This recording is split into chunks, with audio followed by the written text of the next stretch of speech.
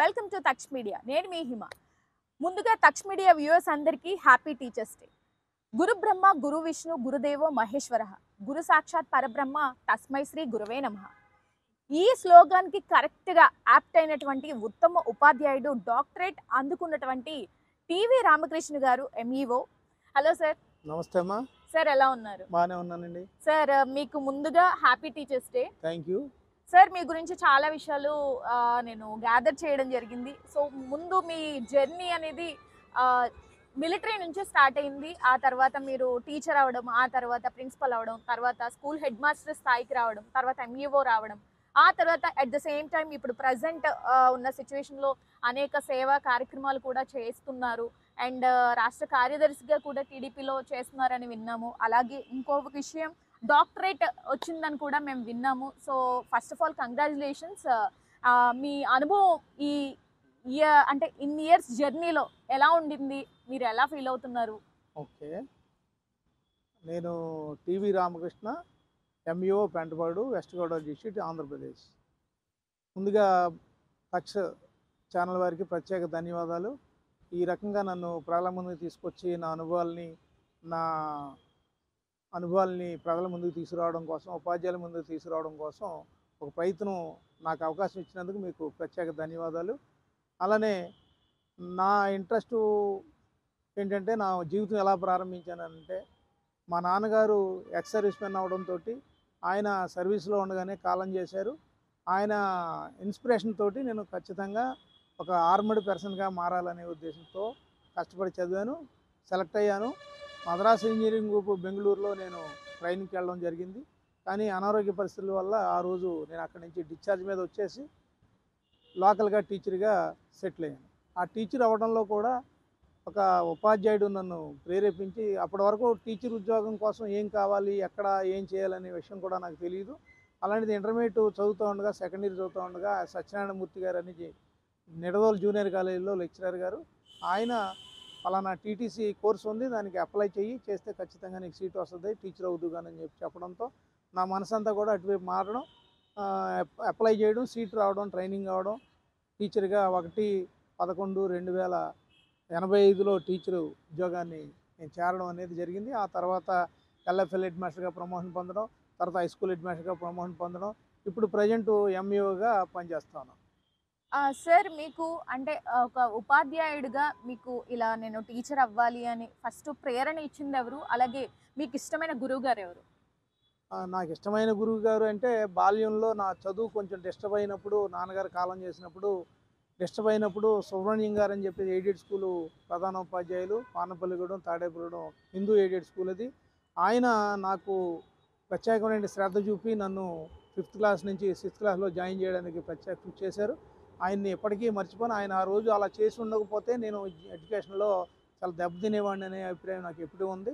ఆయనకి ప్రత్యేకమైన ధన్యవాదాలు. ఆయన నా ప్రథమ ఇష్టమైనటువంటి గురువుగా నేను భావిస్తాను. ఒక విద్యార్థి జీవితంలో ఒక గురువు ప్రత్యేక పాత్ర పోషిస్తాడు. ఎందుకంటే ఒక విద్యార్థి చెడిపోవాలన్నా, బాగుపడాలన్నా ముందు కీలక పాత్రధారి, సూత్రధారి గురువే అంటారు. సో అంటే ఎలాంటి పాత్ర పోషిస్తుందని మీరు అంటారు? గురు పాత్ర చాలా ముఖ్యమైంది. తల్లి, తండ్రి, తర్వాత గురువు, దైవం అన్నారు.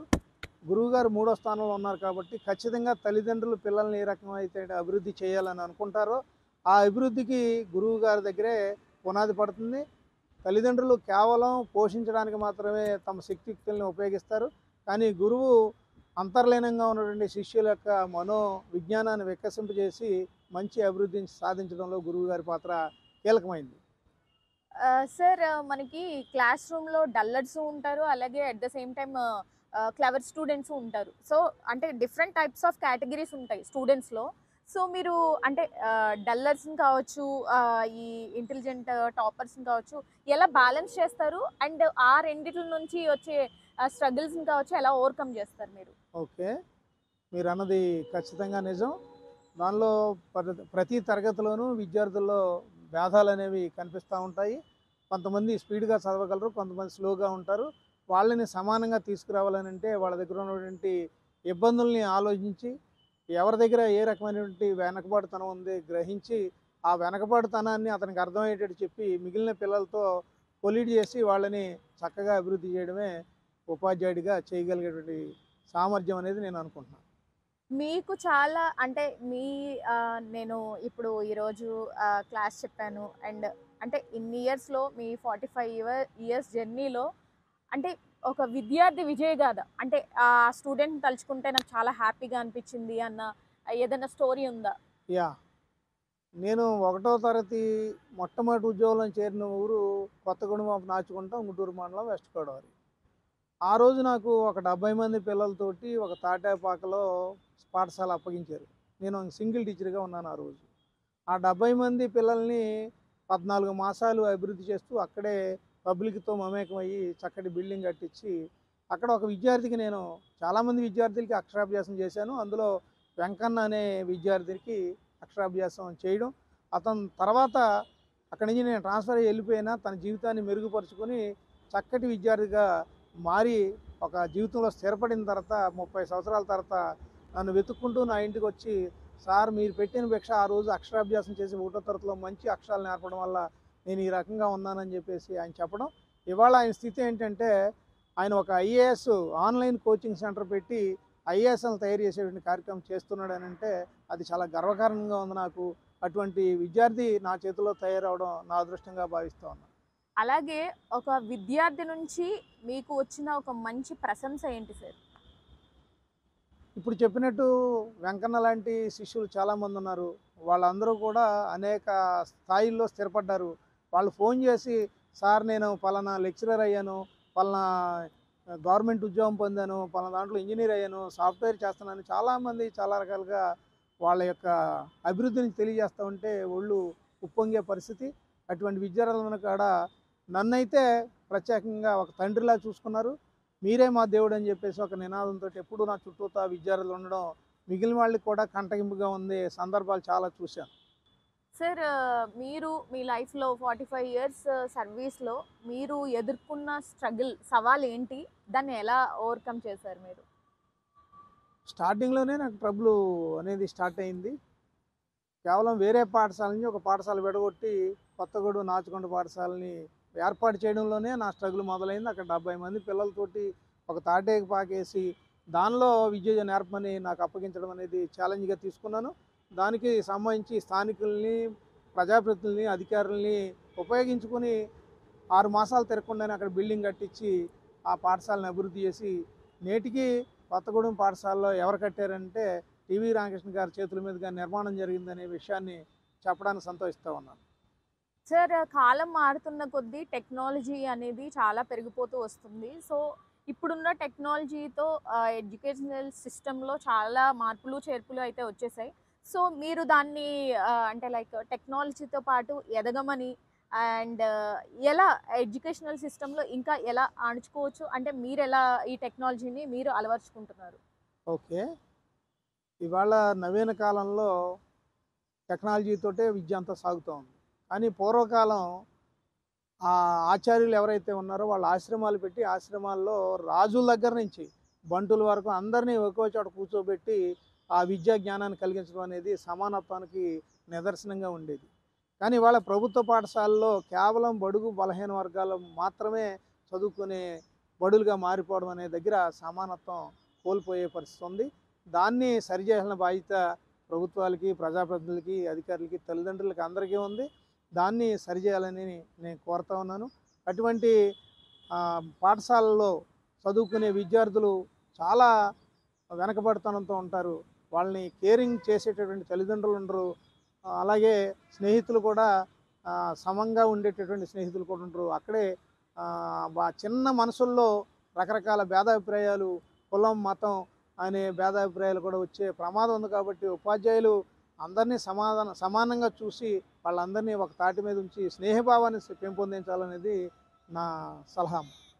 మీరు ఒక ఉపాధ్యాయుడిగా గురువుగారు అంటే లైక్ ఇప్పుడు ప్రభుత్వ పాఠశాలలు అలాగే ప్రైవేట్ పాఠశాలలు వర్సెస్ ఒక వార్ లాంటిదని చెప్పొచ్చు. అంటే మాక్సిమం ఈ గవర్నమెంట్ స్కూల్స్ అంటే ఒక చిన్న చూపు ఉంది బయట. అంటే లైక్ అందులో టీచర్స్ సరిగ్గా ఎడ్యుకేట్ చెయ్యరు అండ్ పిల్లల్ని సరిగ్గా పట్టించుకోరు అండ్ దాంట్లో సిస్టమ్ సరిగ్గా సిస్టమాటిక్గా ఉండరు అని చెప్పి చాలామందికి చాలా అపోహలు ఉన్నాయి. సో మీరు ఒక టీచర్గా అండ్ మండల ఎడ్యుకేషనల్ ఆఫీసర్గా సో మీరు ఏం చెప్తారు దానికి? ఆ తల్లిదండ్రుల్లో ఉన్న అపోహని ఏం చెప్తారు?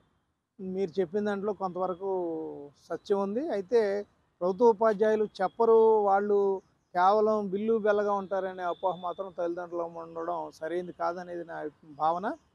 ఎందుకనంటే ఇవాళ ఐఏఎస్ అవ్వాలనంటే, ఐపీఎస్ అవ్వాలనంటే ఎంతో కాంపిటీషను. ఆ సంవత్సరాల తరబడి ప్రిపేర్ అయ్యి కాంపిటీషన్‌లో నెగ్గితే గానీ అయ్యే పరిస్థితి కాదు.